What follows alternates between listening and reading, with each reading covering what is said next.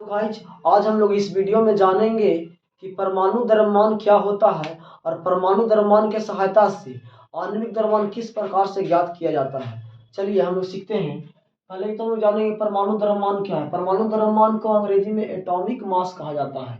परमाणु द्रव्यमान को अंग्रेजी में एटॉमिक मास कहा जाता है। यह एटॉमिक मास का परिभाषा दिया गया है।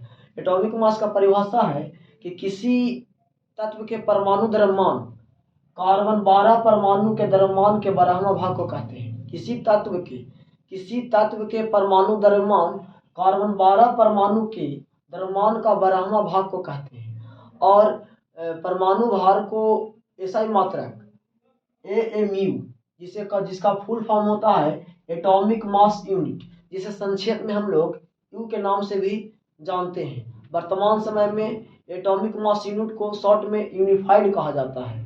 यूनिफाइड एएमयू क्या है, जैसे में देखिए चावल लेते हैं तो हम लोग केजी में लेते हैं, आलू लेते हैं तो केजी में लेते हैं, किसी लिक्विड पदार्थ को लेते हैं तो लीटर में लेते हैं। तो इसे मापने का इकाई है। ठीक उसी प्रकार से परमाणु द्रव्यमान मापने का जो इकाई है वो एटॉमिक मास यूनिट है, जिसे हम लोग संक्षिप्त में वर्तमान समय में हम लोग यूनिफाइड के नाम से जानते हैं, जिसे यू से सूचित करते हैं। अब आइए हम लोग जानेंगे कि देखिए कुछ तत्व है और कुछ तत्व का परमाणु द्रव्यमान दिया गया है साइड में।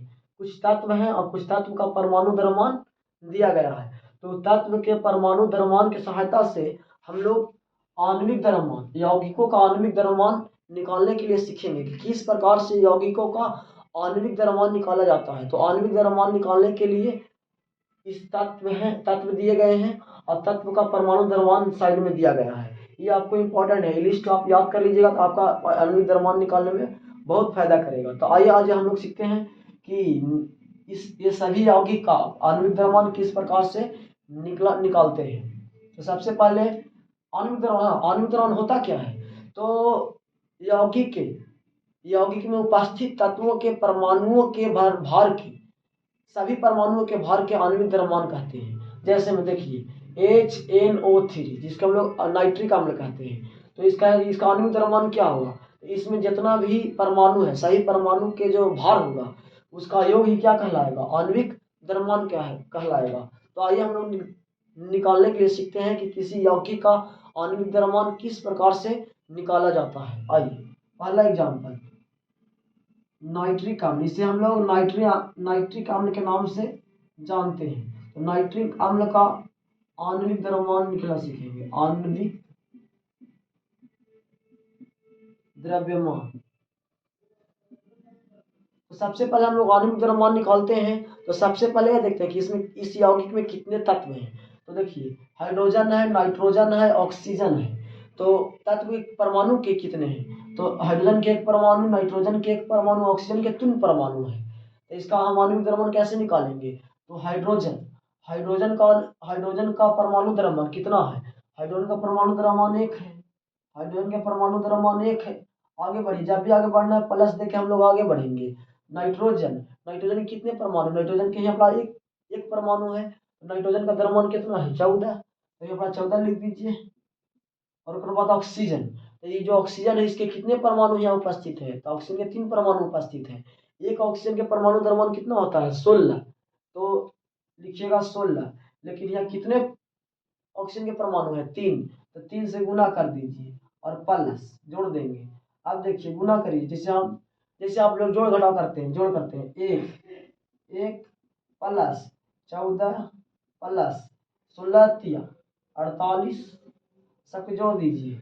सबको जोड़ेंगे तो कितना हो जाएगा, 8 4 12 1 13 के 3 हाथ में 1 4 1 5 एक हाथ 6 हो जाएगा। मतलब कि 63 यूनिफाइड नाइट्रिक अम्ल का आणविक द्रव्यमान 63 यूनिफाइड हो गया। अब हम लोग आगे सीखेंगे कि जल का आणविक द्रव्यमान कैसे निकाला जाता है। जल का आणविक द्रव्यमान किस प्रकार से निकालते हैं। देखिए जल, अगला एग्जाम्पल H2O, इसे हम लोग जल के नाम से जानते हैं। ये जल का सूत्र है। इसका आणविक द्रव्यमान कैसे निकलेगा, आगे देखते हैं। इसमें इस यौगिक में कितने तत्व हैं, तो 2 तत्व हैं, एक हाइड्रोजन है एक ऑक्सीजन है। हाइड्रोजन के कितने परमाणु है? तो 2 परमाणु। ऑक्सीजन के कितने परमाणु है? तो 1 परमाणु। एक हाइड्रोजन का परमाणु द्रव्यमान 1 है तो कुल एक हाइड्रोजन का परमाणु द्रव्यमान 1 है तो कुल कितने परमाणु? 2 परमाणु। तो 2 से गुना कर दीजिए। जब भी आगे बढ़ना है तो प्लस चिन्ह लेके आगे बढ़ो। ऑक्सीजन, ऑक्सीजन के कितने परमाणु हैं? एगो। एक ऑक्सीजन परमाणु का कितना परमाणु द्रव्यमान है? 16। तो लिख दीजिए 16। अब देखिए 2 एकम 2 प्लस 16, 16 2 18, 18 यूनिफाइड, मतलब कि जल का आणविक द्रव्यमान 18 यूनिफाइड है। आगे हम लोग सीखेंगे कैल्शियम कार्बोनेट, जिसे हम लोग संगमरमर के नाम से भी जानते हैं, जिसे खड़िया चूना भी कहते हैं, चौक पाउडर के नाम से भी इसे जाना जाता है। तो आइए हम लोग कैल्शियम कार्बोनेट का आणविक द्रव्यमान ज्ञात करने के लिए सीखते हैं। तो अगला एग्जाम्पल है कैल्शियम कार्बोनेट।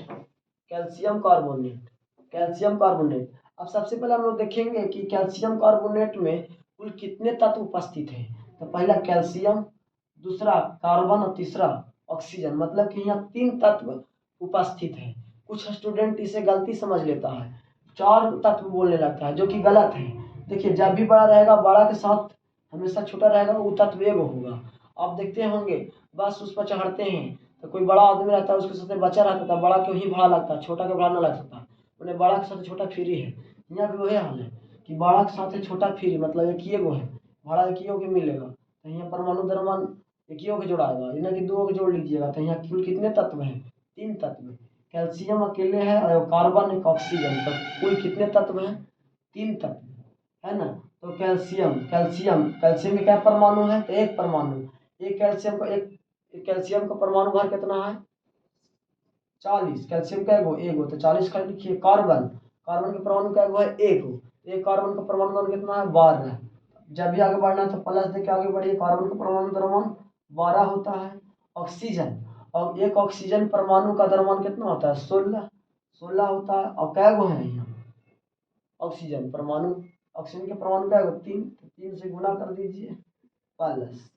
अब देखिए 40 प्लस 12 16 48 प्लस जोड़ दीजिए 8 2 10 के 0 हाथ में 1 4 1 5 5 और 9 1 हाथ वाला 10 110 4 1 5 5 और 9 1 हाथ वाला 10, मतलब कि कैल्शियम कार्बोनेट का आणविक द्रव्यमान है ना 100 यूनिफाइड हो गया, 100 यूनिफाइड हो गया। अब आगे आइए या हम लोग मीथेन, मीथेन का ज्ञात करते हैं। मीथेन का हम लोग आणविक द्रव्यमान ज्ञात करते हैं। मीथेन का आणविक द्रव्यमान, मीथेन का आणविक द्रव्यमान ज्ञात करते हैं। तो मीथेन क्या हो गया? CH4, इसका सूत्र है, मीथेन का सूत्र है। तो मीथेन का आणविक द्रव्यमान ज्ञात करना है। तो सबसे पहले हम देखेंगे मीथेन में कितने तत्व हैं। तो मीथेन में 2 तत्व हैं, एक कार्बन है एक हाइड्रोजन है। कार्बन में कितने परमाणु? तो 1 परमाणु। हाइड्रोजन में कितने परमाणु? तो 4 परमाणु। एक कार्बन परमाणु का द्रव्यमान कितना है? 12। तो यहाँ 12 लिख दीजिए। जब भी आगे बढ़ी तो प्लस दे दीजिए। एक हाइड्रोजन, हाइड्रोजन पर एक हाइड्रोजन परमाणु का परमाणु द्रव्यमान 1 है, 1 है।